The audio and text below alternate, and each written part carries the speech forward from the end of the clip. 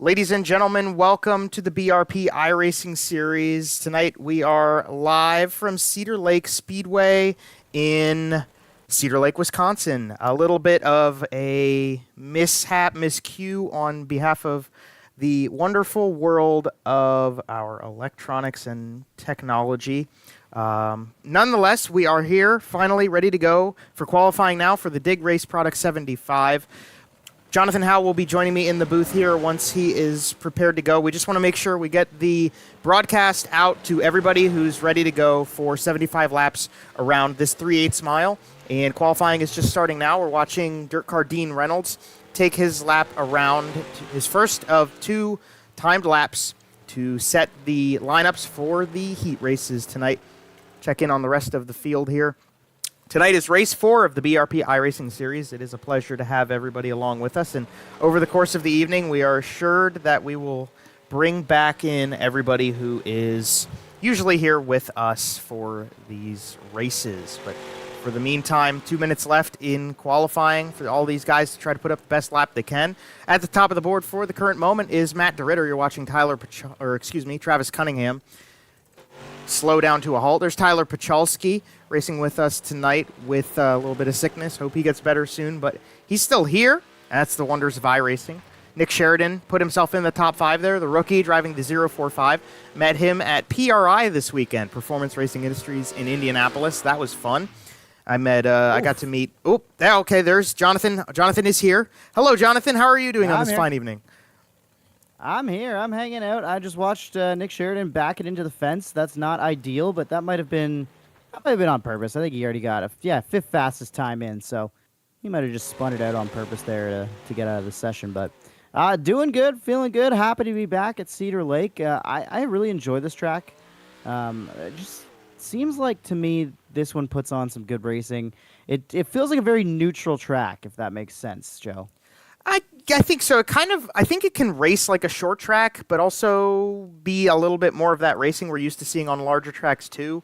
Over the course of the night, I definitely think this is a track that, at least on the top side, stays consistent throughout the night. I mean, the line maybe moves up a little bit, but I've always felt that the way you race the top of this racetrack is fairly consistent through when it's tackier into when it's slicker, because you rely very heavily on that cushion up top and the wall, no matter what time of the night it is.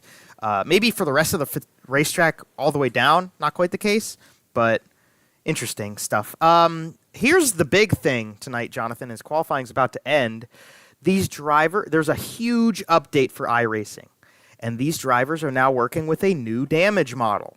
The car is going to be it's going to have a little bit more sensitivity. It's going to be based around a completely different model and program in the game of how it registers damage.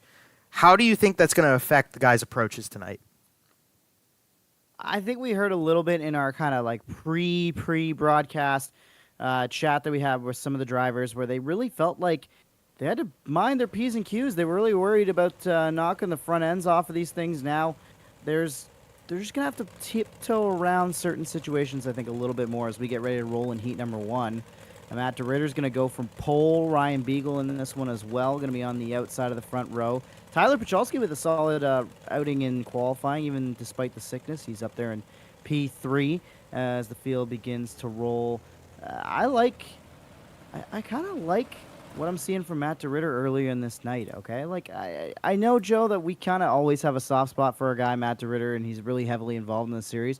But is this one of the tracks that he won earlier at? You have to remind me here. Yes, so he, I think 2 years ago, had a really good run here and finished maybe second or third. And then last year he won this race. Or he won the race at Cedar Lake. Last year it was the 1, 2, 3, 4, 5, 6, 7. It was the 8th race of the season.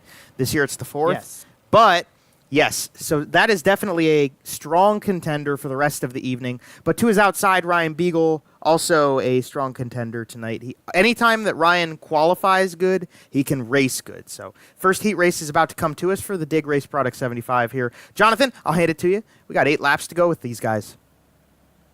8 laps, 8 cars. Green flag is out. Bringing him in for a slow start is DeRitter. Beagle on the outside. Then it's Pacholski, Ryan Susi, the Beef up there mixing it up inside the top 5 with some great speed early in the night. Travis Miller back with us this week, and he's almost racing 3 wide for the final spot in this heat right now. Miller up to the way high side. He's got Meitzler and Liam Daniels down there on the bottom. I ran into Liam Daniels at PRI, and then I ran into him at 2 a.m. randomly walking around Indianapolis. That was fun. Matt DeRitter still up at the front of the grid. It's him, then Beagle, and then this nice little battle between Susi and Pacholski. Those top 4 are going for those bonus point paying positions. Right now, the biggest battle on the track. Oh, maybe not anymore. Ryan Susi gets it a little hot into turn number 3, comes off the wall, and they're 3 wide into turn 1 again. Ooh. You know, these do look like really wide turns, Joe, but they narrow up really quickly, especially if you're running that outside. There is not much of a cushion built up, and it's really easy to put it in the fence and tap that wall side. And now with that new damage model, that's something we're going to have to watch on these cars. How much more are they going to be able to get away with wall riding compared to what we may have seen in previous updates? Yeah, and I think that's going to be interesting to watch, at least for the remaining 3 laps of this heat race. Ryan Susi, he didn't get the wall a ton, but he hit it again. Oh, and there he goes. There he goes. Oh, BM. Oh, trying to skateboard. Yeah, trying to Tony Hawk it again. I think he's the guy who did that. Okay, so that was interesting because I think in maybe a past race that might not have been a race-ending collision with the wall. So that's a little bit of information for the rest of these guys, just to say, hey, be careful with the top side. The wall is a lot less forgiving than it was before as the white flag comes out for Matt DeRitter. It's a little bit of pressure from Ryan Beagle, but not much. Out of turn 4 for the final time. Beagle's going to try to get some momentum on the outside. DeRitter's got it figured out, though. He's got a great line. He'll take the checker. It's DeRitter, Beagle, Pacholski, and Miller scoring the bonus points inside the top 4 in this heat. And I'm not totally convinced that Susi didn't just pull in after that and just was like, all right, I need to just hang out for a second here and take a break from the chaos of riding the wall there. I don't know if that was truly race ending. We'll see if we can get a report on that before green flag for the feature. Yeah, it did look like the rear diff might have been knocked out of it, but I think it's I don't know. I have to see. All right, heat race number 2, 8 more laps. Let's get it. From the pole, going to have the number 97 Iceless Machine of Cody Higbie. He's looking to go 3 for 4 this season. But to his outside, a strong rookie competitor out of Canada, Nick Sheridan in the 045 machine. Brandon Plank in the 77X will roll from P3. Always a strong competitor when he comes out with us. Dean Reynolds, car we're following on screen right now, Super Dirt Car Series, number 79 will roll from 4th place. The Teach, Pat Reiser, going from P5 in car number 33, and to his outside, going to be the Southern Ontario Dirt Show number 90. That's TC90 Travis Cunningham. Final row on the grid, going to have the 3A Roar Logistics Machine, a veteran competitor of this series, Adam Hilton, going from 7th. And to his outside, a guy who usually can qualify pretty well, but he's going to be starting from the tail of heat race number 2 as Tyler Joshimbowski. So one more lap around to the green flag, and we'll get them started again. A little bit of a blink there from Nick Sheridan. Maybe that connection isn't quite as solid, and that's another very important part of an update is the iRacing game will need a little more RAM, and it might bog some of these guys down with their connections to this session tonight. We'll have to wait and see as they come out of turn number 4. Cody Higbie is in control for now. Here comes Nick Sheridan to his outside. Green flag's out. 8 laps, heat number 2. Let's get it rolling again. I feel like Brandon Plank is going to be a man on the mission tonight, Joe. You know, looking for, he definitely felt like he got wronged by Jamie Porter in that last race. Felt like he had a competitive car, maybe a car that could have won. And Porter and him had a little net code error issue that brought the 77X's night down towards the end of the night. And tonight, of course, this is a Dig Race Products sponsored show. So he wants to represent well for the sponsor and for the family name. Absolutely, he does. He is part of the family of that Dig Race Products crew and works with them and brought out a special livery, actually, for the race, even though not a lot different, but maybe we'll call it the Black Beauty because he took a little bit of the white off of the bottom of it, and there's a lot more black on that car than there usually is. So looking good, looking sharp. I always think black race cars look pretty solid. Yeah, and the red numbers on it, too, looks really sharp. I really enjoy that scheme. You can see him riding the outside, not really gaining on Cody Higbie.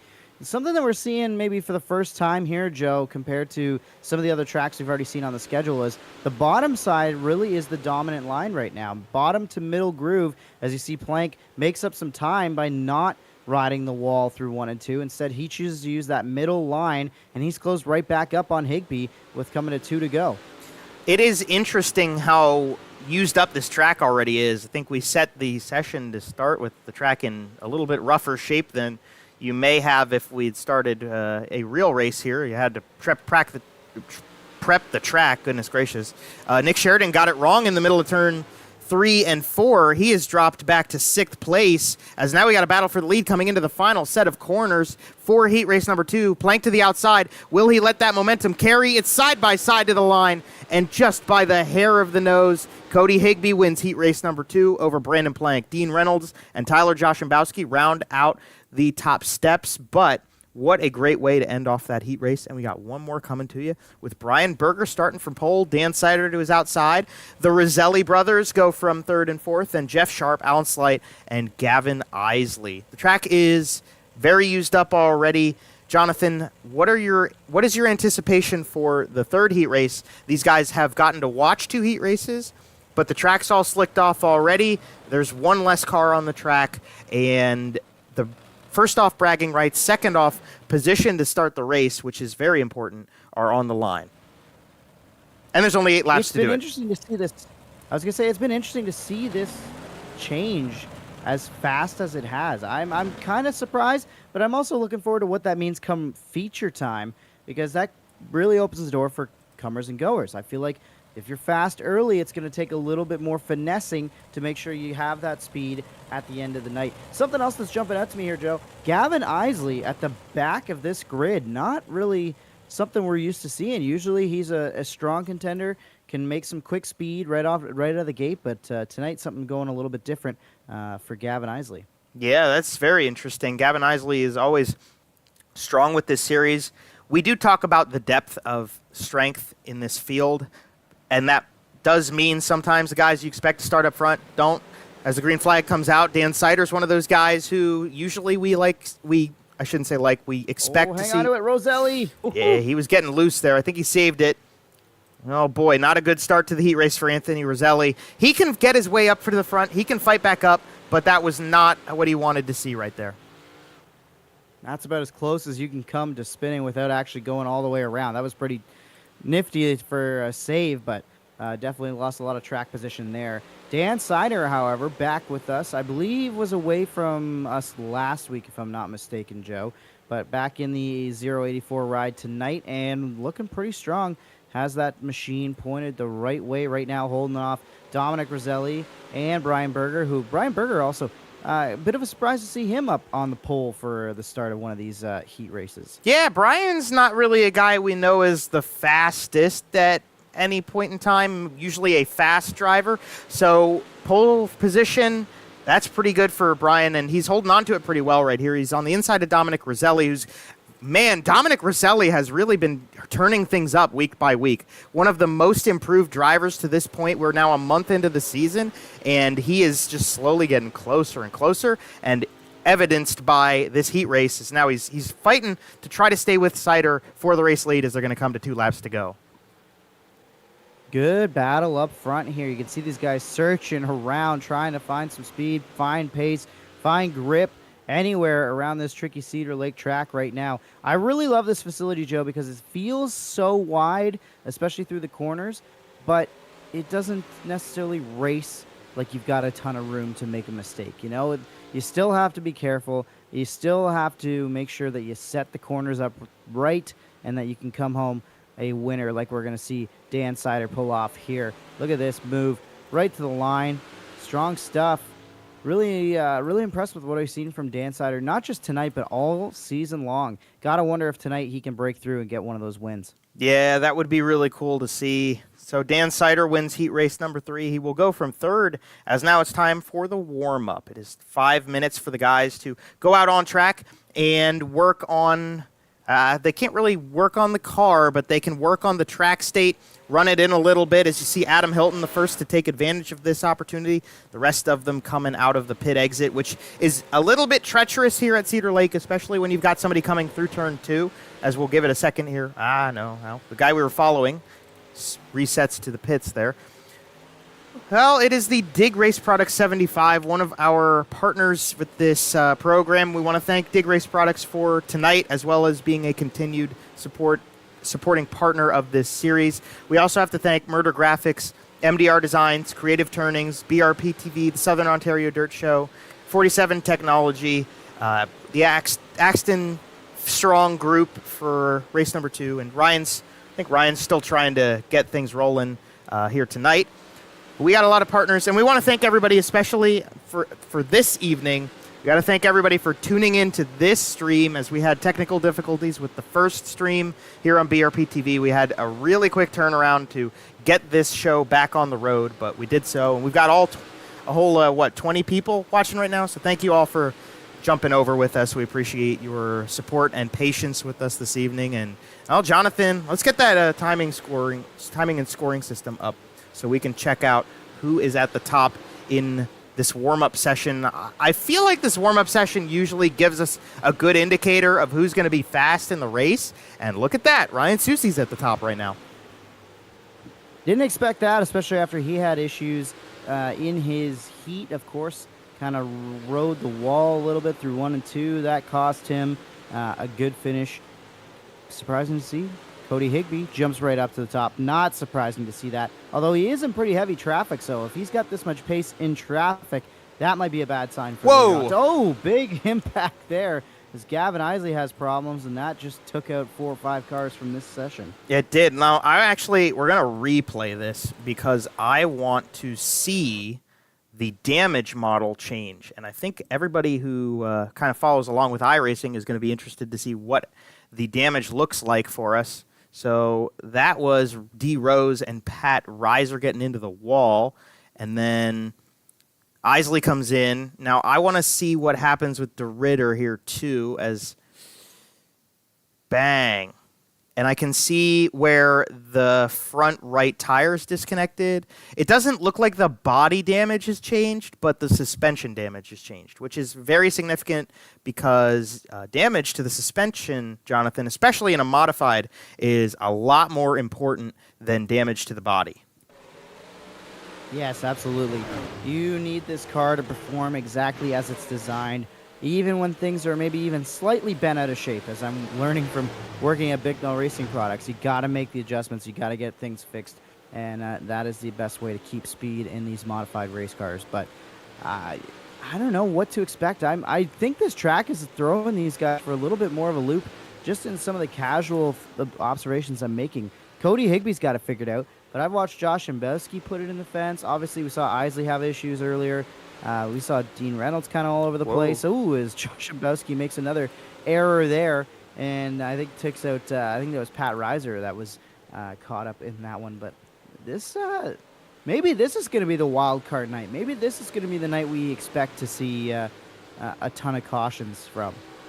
It's possible. Like you've said, and I really like that over the offseason, you've done your research on the World of Outlaws game and noted some of these things that because Cedar Lake, I don't think Cedar Lake's ever been in a video game before, iRacing and the World of Outlaws game, so you wouldn't be able to know it unless you raced there, that it does race tight.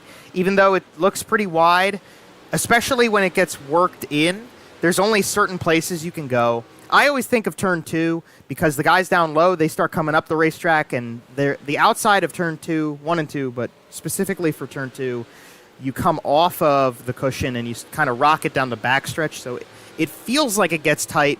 Everybody kind of converges in one spot, and then you have the pit exit, which is a whole nother disaster waiting to happen. Turns 3 and 4 aren't quite as bad, although you can really rocket off of 4. It's going to be interesting to see how many yellows we have, because I think you were right. It gets tight, and it very easily could become a race. And on top of all of that, it's the same thing we talk about week in, week out. Track is getting used up, and it is already slick. Oh, God, look out. And out of the ballpark. And the session ends. Warm-up is over. At the top of the chart was Ryan Susi. He got it back over Cody Higbie, so that is interesting.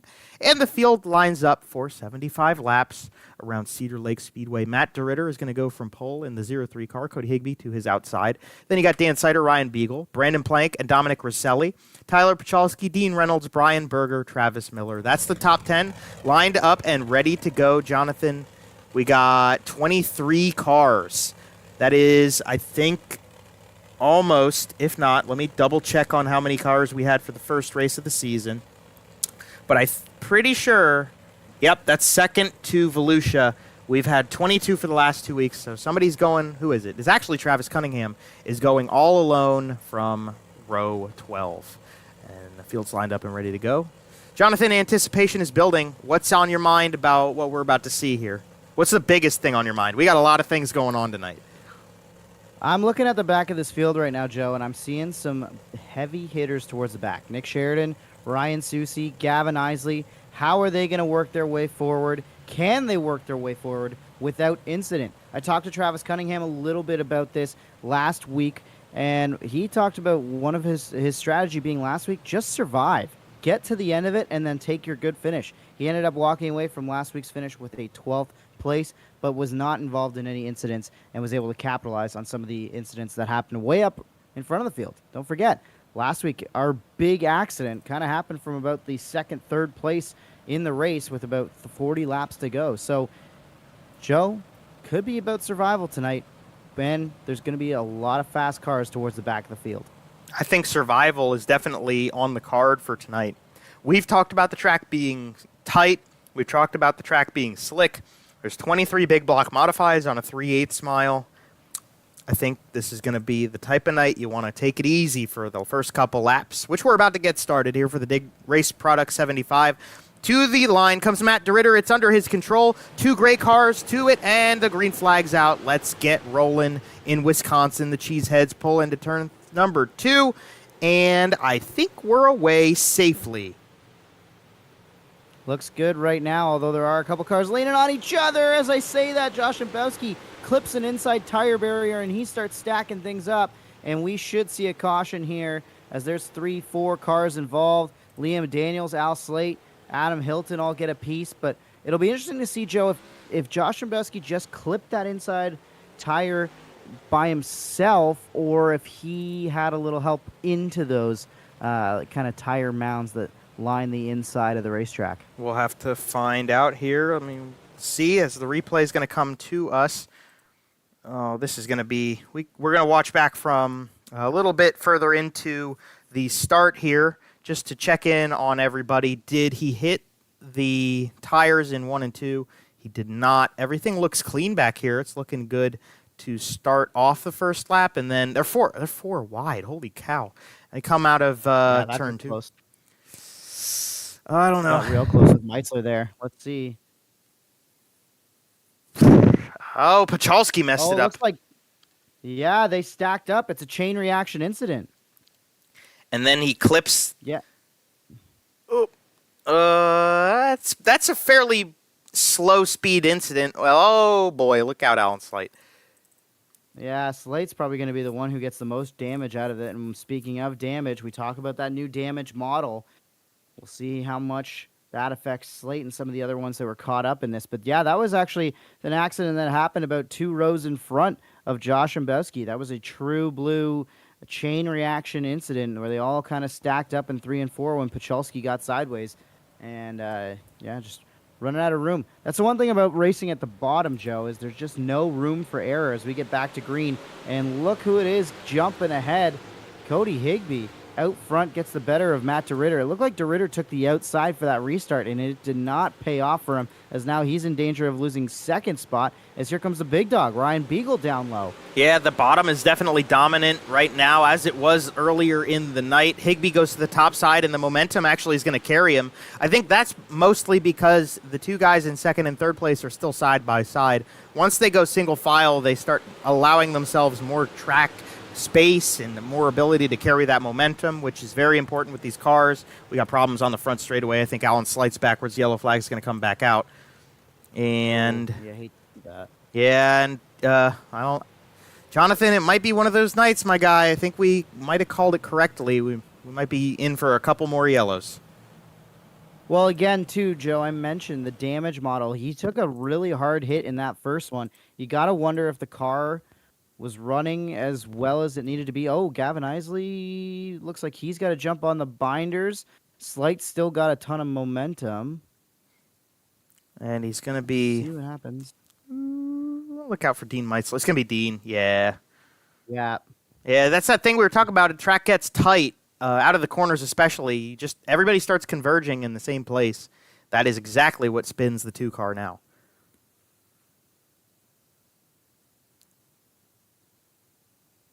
Oh, and not too much going on there, Jonathan. Nothing crazy. No, not the biggest of incidents. Just kind of a tough break for Al Slate. That's 2 really tough breaks early in this one for him. You hate to see it, as we're going to be under yellow here for a little bit, lining things up. Cody Higbie.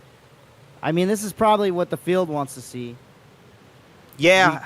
If we got any kind of long green flag run, you know he was just gone the way things were shaping up. But now he elects to take the bottom side, Joe, and that's probably not what DeRitter wants after that last restart. We'll see if he can maybe improve, though, and see if he figured something out from that last time.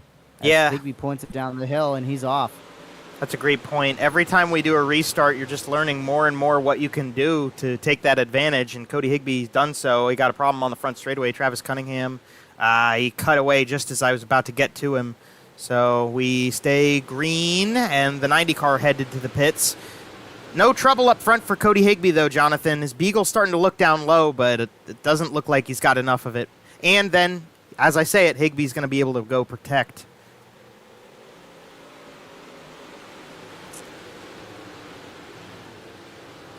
And out of the corner again. The battle's actually here now. DeRitter and Beagle. Sider side by side with Brandon Plank. A great run for Dan Sider right now. He is holding on to that top 5 that he started up there. He won the heat race and looking really good right now. Dominic Rosselli also with a great run. He's battling for 5th place with Brandon Plank. Travis Miller right there behind him.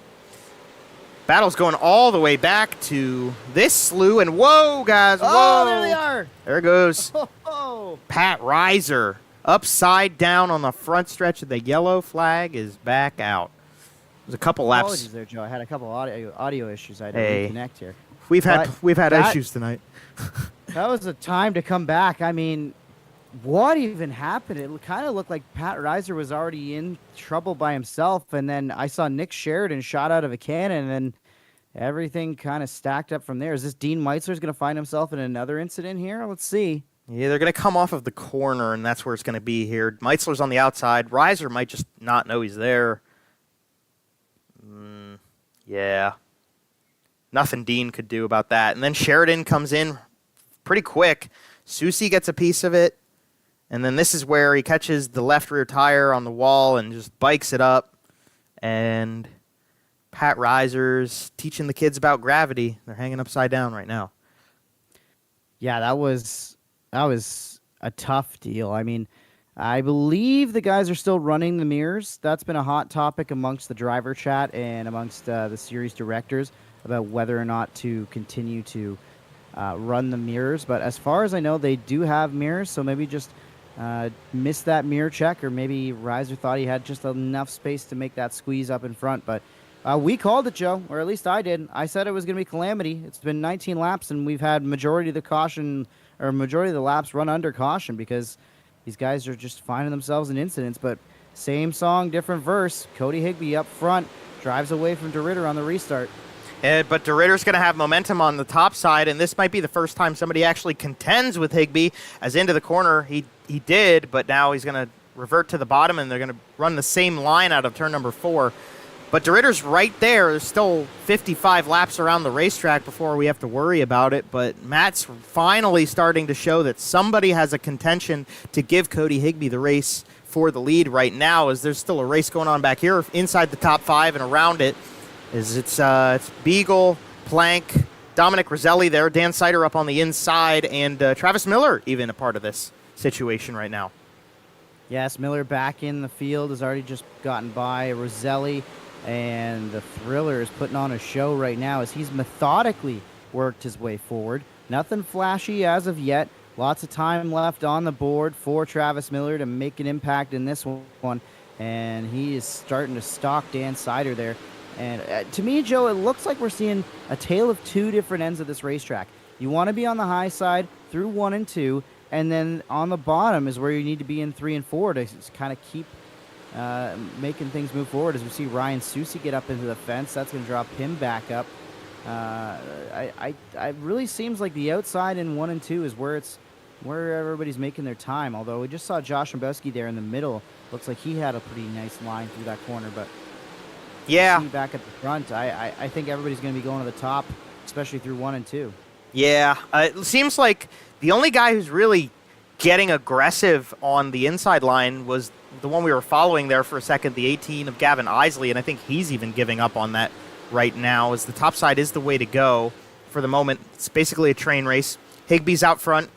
Matt DeRitter's in second place. He's leading this group. It's got Beagle, Plank, Miller, Sider, and then Dominic Rosselli and Dean Reynolds. That's the top 8 as it runs right now. This is the longest green flag run we've had, and it might be because there's really only one way around this racetrack that's fast. And as I say it, these guys start getting into a race here. Sheridan and Hilton make contact. Berger gets up into the wall, and Sheridan might be along for the ride here. Nope, It's Dean Meisler who gets the short end of it. There are some full-on body checks happening at the back of this pack right now. Cars bouncing off each other every which way. Dean Meisler continuing to be used up and find himself in issues. The Beef's going to be involved in the wall. Slight had to make evasive maneuvers there. Things are wild towards the back of the field. Hang on to it, Liam Daniels. He's into the pits. And we'll see if he can get back out after that, but that should bring out a yellow. That is actually not the cause of the yellow. Yeah. Hilton. Whoa. We're going to have to catch a replay of what happened to Adam Hilton. But a lucky break for Liam because he was Gone gone as well on the front stretch. So the replay, we're going to go with Hilton here. He was right in front of that whole slew of action, so it'll be interesting to see what the reason is. He's got Gavin Isley to his inside in the 18 car, and they're on the backstretch, and oh boy, Gavin just came up the racetrack. Oh, geez, look out. Jonathan, the thing about the mirrors is these guys can turn them off if they decide they want to, but it's an option if they don't want to have it off. And Gavin Isley might have just shown to us that he has his turned off. Yeah, there's just been some I don't want to say questionable driving because that seems almost a little bit unfair. You know, there's so much going on in the game. It can be a little bit tricky to keep track of, but I don't know, man. There's been some close calls that maybe, you know, if we were within the last 25 laps and you make that move, you know, the give and take goes away. But I feel like these drivers got to have a little bit more give and take early on. You got to be a little bit more conscious of the racing space around you. But easy for me to say from the comfort of the booth here as we go back to green. Yeah, it's interesting. I think it's fair to say that we aren't in the best conditions to avoid that kind of thing, but elbows out racing, we do it here in the series, but it's sometimes just you need a little bit of conservative mode, and I think Gavin Isley just didn't know was up there. Like I said, you can turn the mirror on or off depending on what you prefer to do, and that does make a big difference in situations like that. So, Dan Sider looked like he almost was about to go out of the park too, but he saves it. They're three. No, nice battle here. Dean Reynolds gets a little bit of a check from Sider, a little bit of contact with Rosselli. It's all clear, and we're just single filing out slowly but surely right here in the middle of the pack. Everybody's just trying to find somewhere to go and somewhere to make speed right now. The top side is like the defensive line, if anything, as we see Plank racing aggressively there with Matt DeRitter, as Plank seems to be pretty fast, probably has something for Higbie, but he's going to have to pull the slide job, crossover move, and DeRitter's going to try to take second back as that got awfully close through 1 and 2. DeRitter down low. It's Plank up high. Plank trying to power around the outside to clear the 0-3 car. He will do so, but not for long as DeRitter's not letting that position go away. Plank driving like a man possessed, wants to do well on sponsor night and wants to redeem what could have been last week. He really has seemed to like he had the car to beat, as we've got it looks like a yellow on the speedway. I thought I saw a yellow flag waving there on the tower. Yes. Yes, I think it's going to be Gavin Isley who brings this one to us. We've passed halfway, though, in that green flag run, so we're getting closer. We're not quite there yet, but we're getting closer. Liam Daniels will get to rejoin the crew on the track, and let's find out what brought us this yellow. I don't know. It might not be Isley who brings this to us. Let's see if it was Dean Meitzler. I'll give it a go here. Oh, no, it's Tyler Pachalski. And Brian Berger and Dean Meisler and Ryan Susie and Adam Hilton and maybe Beef and Alan Slight. Yeah, holy crab legs. Look out. Ooh, boy. Jonathan. Off-roading from Beef. Jonathan, nobody spun out. Oh, wait a minute. Yeah, I don't... Oh. No, they didn't. Nope. Nobody spun out. Yeah, I wonder if maybe that was just called for a close incident. I don't know. That's a tough one because they all did get away relatively cleanly in the end, but the race director was probably all over that considering Beef was right there with it. So I don't know. I'm not sure what to make of it, but it does set up an interesting restart here. DeRitter wanted to go. He just gave a shot to the back of Higbie. Meanwhile, Plank on the outside is going to have his best shot to challenge for a lead battle, maybe all year, if he can track down Higbie. Cody Higbie hanging on to the lead on this lap. We're past halfway now. Oh, things getting a little ugly in the back. Yep, there it is. Gavin Isley, Ryan Susie, and Beef all involved. It has not been a night for the Catfish. No, we saw that one kind of formulating. Oh, and there's some of that new damage model. That left front tire is not hitting the ground right there for Susie. Look at that. That's not good at all. I think he can still turn, but he's in rough shape. We'll get a replay back of it. We did see it kind of start to transpire with Susie off of the edge of the screen, but we'll have to go back a little bit further. And Pachalski's up there. He's been involved in a few incidents tonight, so let's see what the Bills fan in the 38 car has happened here. I think it's gonna be Pachalski coming down, Jonathan. Yep. 21P involved in another one here. And then contact with the wall. Oof. And then Corby's got nowhere to go. Gavin Isley's got nowhere to go. I think Slight gets away from that. Boy, howdy. Yeah. Oh, yeah. Ha. Jonathan. What do we got? We called it, man. I don't know what to say, brother. Like, I just felt like it. I don't know, is there full moon? I don't know what it was, but it just felt like tonight was going to be the night where there was chaos. And it sure has been a chaotic night thus far, but less than 30 to go now. And arguably two of the very best in the field at the very front. Make it three best as our champions right there, too. Ryan Beagle. Green flag back out. Higbie with another great launch. Knows how to control a restart. He's had lots of practice with it this year, as the 97 Iceless machine has been dominant, to say the least. And let's see what Plank's got for him. I feel like Plank, if he can just get clear, he's got something for him. You can see him in the tire tracks right now, challenging for that lead as they all fan out behind him, 3 and 4 wide even. Travis Miller almost gets in the back of DeRitter. See, that's what I'm talking about, Joe. There's a little bit of give and take there. Miller lifted just enough to give DeRitter the break and avoid major incident. Yeah, but they're close, and this isn't the type of racing that lasts for a long time. You either got to calm down or you're going to have a caution, and I think the guys calmed down here, so that's good. But this is where the real battle is on the racetrack. Cody Higbie doesn't have any competition from Plank quite yet. Plank running second, Ryan Beagle in third. They're a little bit reserved from this situation. There's a little bit of space in between them. Rosselli putting the show on again, trying to get back up into the top 5. Travis Miller right now holding on to the final spot in that grouping. Cider is entering the corner so high in turn 1. It's making me nervous, and I'm not even driving the car. Dean Reynolds got around him there. Josh Mbowski gives him... Oh, no! Oh, boy. Man, that was just a chrome horn. Man, that's tough. And Cider, will he get a yellow to help him out here? There's no yellow yet. No yellow yet. He turns it around, and there it is. Okay. Yeah, he just got kind of cleaned out there by Josh Mbowski. I mean, I don't think the car's overly hurt, but that was a pretty solid shot to the rear. Yeah, and we got it live, but we'll catch the replay back here. Look at it. Actually, you know what? Let's do instead is let's go on board. Since we saw it outside the car, let's see it inside the car from Josh Mbowski. It's going to be just sliding up in front of him, really slows down, and that really that shows how much of a difference the momentum makes. We've talked about it in pretty much every race this season. When you go into the corner, you got a guy who's maybe going a little slower in front. He checks up more. You don't have time to respond, and you don't have the grip to respond, and you end up making contact, and that's just what's going to happen to Josh Mbowski and Dan Sider this time around. So they will go back to green here.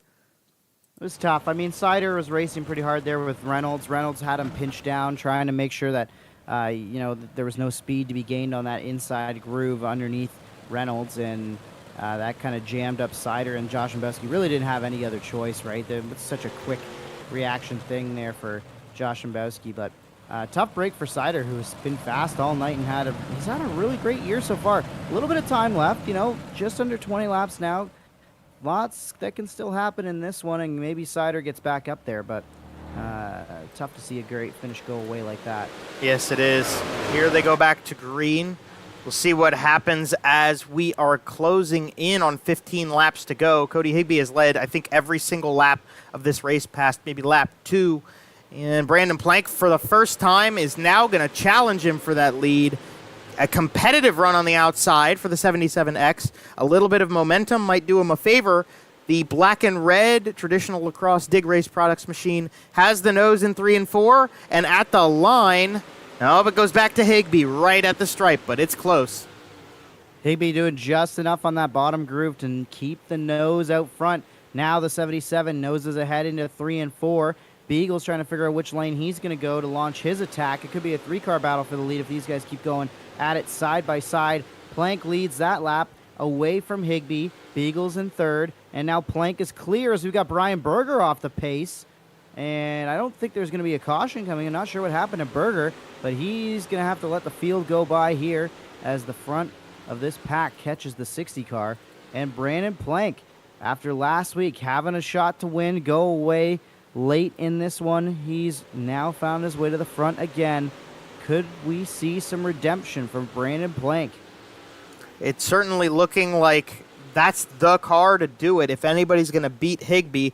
Higbie has been the class of the field so far this season. A first, and a second for the 97 car.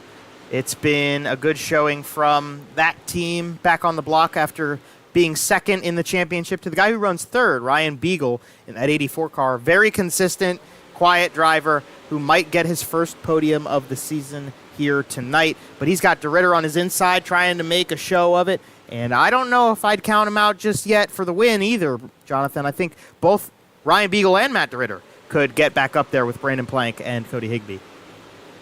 Definitely. This is far from over, especially if Higbee's going to keep mounting this inside charge. I mean, the 97 is working downstairs. You can see that he's not letting Plank get away. It seems like the outside lane provides great launch out of the corner. The exit is where the outside is working best for Plank, and that's why he's beating Higbie. But you can see Higbie gains so much, especially on entry and even through the middle of the corner, especially that time through 3 and 4. He noses right back up on the back end of Plank, as he'll cut down to the inside again, try to get a better run down the hill, maybe give up a half, maybe a quarter of a car length, but he closes it right back into 3 and 4. It is a interesting situation because the track really was the bottom. The bottom was the favorite for a long time. Now we've gotten to the point where the top seems to be a little more dominant, and even still, we're seeing the two turns run completely differently. Nobody goes up to the top in 3 and 4. Everybody goes to the top in 1 and 2. Brandon Plank holding that line down for the moment. Higbie isn't looking like he's very far off of the beaten path for the moment. He seems like he's kind of just following the tire tracks. A little bit of different run through turn 4. But 1 and 2, well, there, just as I say it, there he goes. He tries the middle, pulls aside for a moment, not going to do it. 5 laps to go at the line for the 77X. But look how much he lost by trying that line through 1 and 2. And now it's back to about a full car length in the straightaways. We'll see through 1 and 2, Higbie close back up on Plank, get it to within a quarter of a car length, maybe a couple feet. He'll take a stab at it through 3 and 4. get alongside ever so slightly, but back to the top side. He's going to have to follow those tire tracks through 1 and 2. Oh, nice run off the middle of the corner there for Higbie. He's going to try lower than Plank. He couldn't get the run for a slide job, but he stays right there. As 3 to go at the line for Brandon Plank. The same thing again, or what is going to change? Higbie to the top, down into the middle. He's beside him, but he can't quite get the run yet. Jonathan, 2 to go. Does he try it again? If I'm Plank, what I'm trying to do is I'm trying to hold Higbie to the inside through 1 and 2 because I know he can't get the run on the low side through 1 and 2. Now he gets to the middle, kind of blocking Higbie's line. Higbie did get another great run here as they come to the white flag one more time around. What are they going to do for us here? Higbie noses ahead, down the back straight at 1 corner left, Joe. Well, Higbie tried something different in 1 and 2. He entered low and stayed low. It didn't work for him, and the run went away. Brandon Plank is going to take his first win of the season, and he is going to be the victor of the Dig Race Products 75 in the Dig Race Products machine. Great run from Cody Higbie to try to challenge, and Ryan Beagle's going to round out that podium. Matt DeRitter, and how about Dominic Rosselli surging back into the top 5 to round this race out. Great run for the rookie. And Brandon Plank, it didn't look like Higbie. He just tried something different at the end there, and it didn't quite work out for him. And that's how we end the 75-lap race. Nice run, by the way. Nice green flag run to the end of it as the field, the guys in the podium, along with Dean Reynolds, who gives them a little bit of a salute. He pulls away now, and we're left with the top 3. We'll give him a quick second to get out of the cars and get in line for the post-race interviews. That was a great race to the end of it, and we'll see if we can get a hold of our drivers and our tickers. We're going to try something different tonight. We're going to go from 3rd to 1st, so we are waiting on Ryan Beagle, and I'm going to see if we can get a hold of him. I can't actually see where he's at. I can't find him. Jonathan, you might have to go on a little scavenger hunt here for our friend Ryan Beagle if he's in here. Yeah, no worries. There he is. Was kind of I was gonna say he's got to be in this chat, right? Yeah, here he is. I was gonna say. Yeah, so let's get him in here. All right, we got a hold of him. Ryan Beagle, Joe Donahue up in the booth. You got a copy? Yep. All right, Ryan, that was a quiet race for you. He was kind of chilling in the, I won't say the back or the mid pack. You were up front, but you were just kind of chilling up in that top 5, waiting for things to happen. What were you waiting on, or what was the strategy here?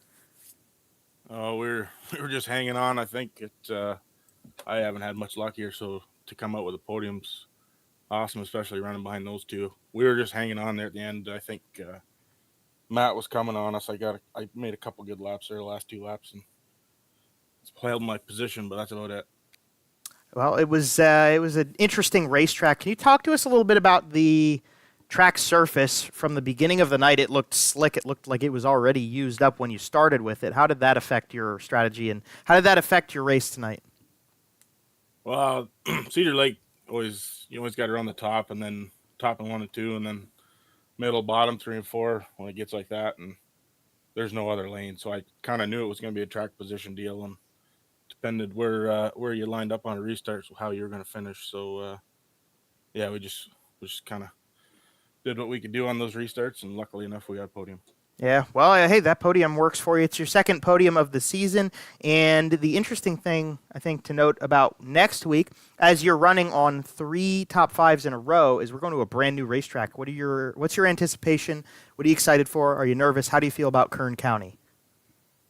I've run a couple laps there. It seems like a fun little joint. I don't know how it's going to race. It's pretty tiny, but I don't know. We'll see. It should be fun either way. Right on. Well, Ryan, anybody you want to thank or shout out here on the broadcast for putting that 84 Ackland Insurance car in the podium position number 3?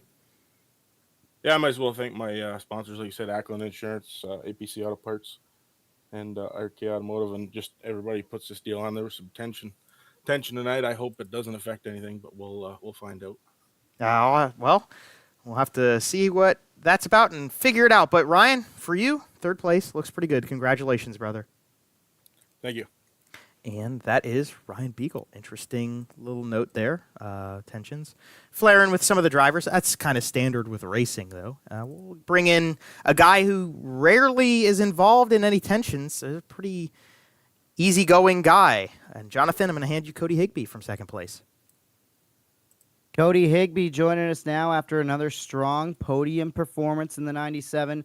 And I think he might have been, maybe 1-2 laps away from being able to take that lead back. Talk to us about battling there with Brandon Plank at the end. Yeah, that was an awesome race. To run side by side like that with someone is just outstanding. You know, Brandon did a great job. He's the best of the best on here. He runs a great race always. You know, he's always really smooth, really technical. So to get second to Brandon is nothing to hang my head on. So, you know, overall, we'll take it. And it was a great race and, you know, really tricky. I had the lead there for most of it. And I really didn't know where to go on those restarts. And I think that's what caused me to get second here. So you finished second. You have that battle. And I just wanted to ask you about this racetrack. It seemed like it was kind of the tale of two different ends. You had to be up on the high side through 1 and 2, 3 and 4. You kind of could use the middle to the low groove to make some passes. How did it feel from behind the wheel? Was it two distinct corners in your ends? Yeah, it was really different, both corners. It was really slick, really technical all night. You know, right off the bat, it was slick. So it made it really interesting. A lot of throttle control. You had to be really easy on it. And it seemed like the middle was working pretty good there in 3 and 4. But the top in 1 and 2 was pretty much the dominant lane all night. So, yeah, it was really challenging. And, you know, looking forward to Kern County. That'll be interesting. Definitely, buddy. Enjoy it. And who you got to thank for another great run to start this this season? Thanks. I just want to thank you guys for putting this on, as always. And everybody watching. It was really cool, like I said, to run second to Brandon. And, you know, it's really cool to support him in real life, too, and have his shocks on my car and stuff. And I could always reach out to him for technical support and all that good stuff. So he's a great friend in real life, too. Awesome. Well, enjoy yet another week where you get to kind of not have any stress in that iceless 97 machine. The championship chase goes on for the 97. And Joe, we've got Brandon Plank up next. Talk to our winner as he wraps it up on sponsor night in a big way. Although it's a good thing it was the Dig Race Products 75, not the Dig Race Products 77 tonight, as Higbie might have got him. Yeah, that's a great point. If the number of laps was the same in that car, maybe. But Brandon Plank, we got you up here. You have won the Dig Race Product 75. I'm sure that feels very good for you.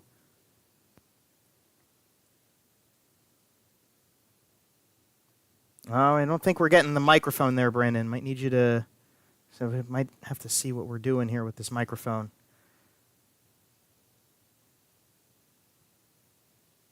We'll give him a second here. I saw him his box light up like he was talking.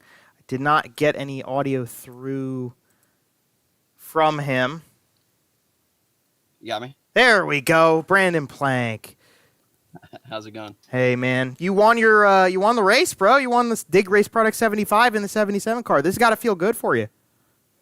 Yeah, anytime you can come on and have success, it's a good thing. And racing with guys like Cody, like that, it makes it even better. So yeah, really happy with it, and having it be the Dig race is really cool too. So I appreciate the the being a part of things here, and it's a cool series to be a part of.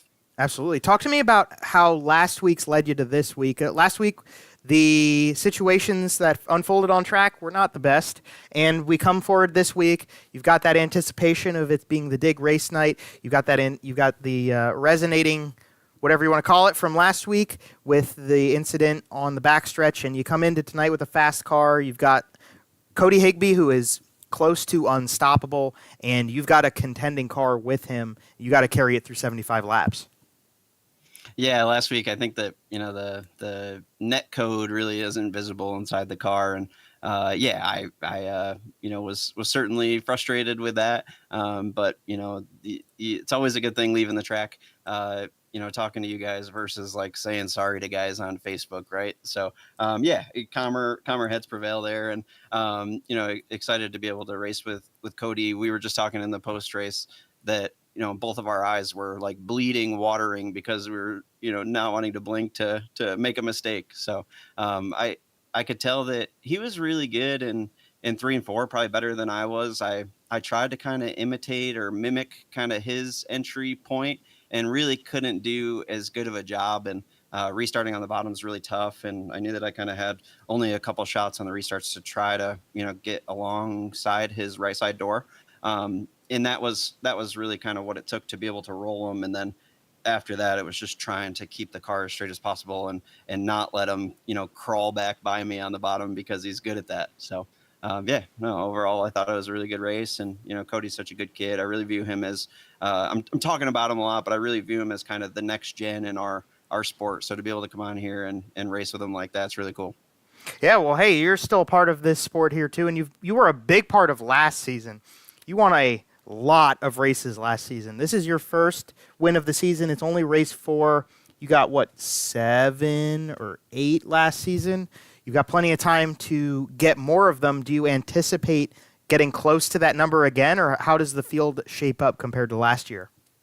Yeah, our scheduling is a little bit tougher this year, but I'm going to try to get on as much as I can. And the updates have been really tough. I feel like the sensitivity of things is higher than ever. So it takes a lot of discipline to try to keep the car straight. And I hope that when we get on Monday nights, I'm able to compete, and that's what we're all trying to do. So yeah, hopefully we can keep this up. Absolutely. Well, Brandon, who do you have to thank and shout out on the broadcast here as you've been able to put that 77X in victory lane for the first time since, I believe, February of 2023? Yeah, we'll take it. So we got a couple guys on the car. Traditional Lacrosse, Ultra Fab, are probably the 2 guys that tune in the most, and my family tunes in, and really just got to thank you guys. Corby, Matt, Joe, Jonathan, everybody that goes into this deal is pretty cool broadcast, and I appreciate what everyone's doing.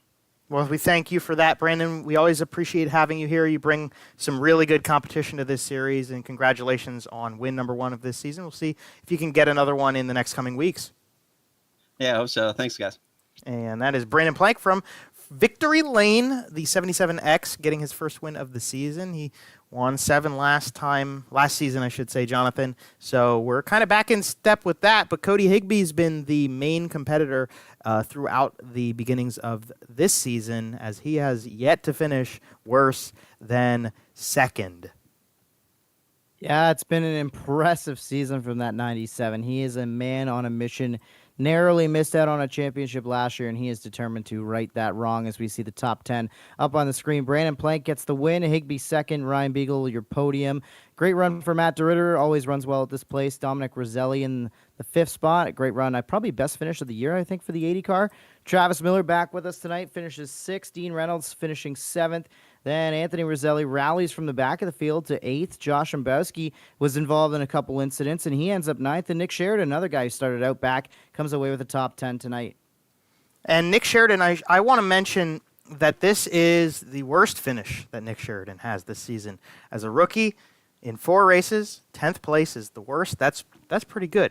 Dan Sider comes home P11. Jeff Sharp in 12th place at the end of this one. Dean Meitzler, 13th. Didn't get to talk about him a ton, but we kind of got a Meitzler gang going on down in the chat throughout these races, which we love to see. We got Tyler Pachalski behind him in 14th, and then 1 lap down for Brian Berger in 15th. 16th is Alan Slight, also 1 lap down. Gavin Isley had a tough night, and he ends up 17th, 3 laps down. Then we go into the guys who did not finish the race. Adam Hilton, 28 laps behind. Ryan Susi finishes 19th. 20th place for Liam Daniels in his return there. Corby Daniels, the Beef, goes 21st. 22nd is Pat Reiser and Travis Cunningham. Your boy from the Southern Ontario Dirt Show, Jonathan, did not have a good night. No, I'm not sure if he even... I don't think he was involved in any caution, so I almost wonder if he had some connection issues tonight that took him out of this one early in it, but... to be that far down on the lap counter. Not 100% sure what happened in the 90, but we'll find out, get the scoop. And I do believe we are doing a Christmas holiday post-PRI kind of podcast this week, so we thought we were done for the year, but we're going to do one more Southern Ontario Dirt Show podcast, I believe, this week. So watch for that wherever you get your podcasts, and Travis and I will break down all things BRP TV as well on the show. And Joe, it was a wild night. It sounds like there are some tempers flaring. I believe there's a little bit of drama between the 21P and the 38. The 21P, kind of a weapon out there tonight. The hot tamale was keeping it spicy, and amongst many other incidents involving a lot of drivers out there tonight. Yeah, I think we kind of anticipated that this race was going to go the way it did when we started the evening out. It's a track that runs tight, and it was already slick when we started, so it was kind of, I think, bound to happen. I think that's fair. But the guys did still do a really good job, and kind of had to get the willies out at the beginning of the feature, but once we got through it, got about halfway into the race, we stopped seeing those yellows and had some really exciting racing. But yeah, I mean, you first off, you go to a track that's a little bit shorter, a little bit tighter, the tempers get up a little bit, the blood pressure rises, and it does not bode well to little bits of contact or incidents when everybody's a little bit more on edge. But nonetheless, even like we saw last week, I mean, we saw the Brandon Plank, Jamie Porter situation happen, and even Brandon came on and said it himself. You just got to kind of recap and look back and realize kind of what's going on. He said he didn't see the net code, which he wouldn't see the net code last week. So we'll just let those guys kind of work through the replay. They'll go back, check things over, and see what they could do better, see what went wrong for them, what went right for them, and note those things, kind of go back again and say, hey, that thing happened, didn't see it that way, sorry, it's all good. That's how racing is anymore. I mean, it's how drivers talk to each other. So going to be interesting to see how the little bit of temperament that we're seeing at the end of the Dig Race Product 75 carries forward into Kern County next week, which is going to be a sensational show, as we're going to bring these BRP Big Block Modifieds to Kern County Raceway Park for the very first time. It's a new track in iRacing, and we will set them loose there in 1 week's time. We got to thank our partners, MDR Designs, Murder Graphics, Creative Turnings, Southern Ontario Dirt Show, 47 Technology, ourselves at BRPtv for coming along this season, and especially to Dig Race Products for presenting tonight's show and for supporting the entire season. The Dig Race Product 75. I think it went pretty well by the end of it, especially, but overall, it was exciting. Had some good stuff going on in the heat races as well, and it is Brandon Plank's night for the taking.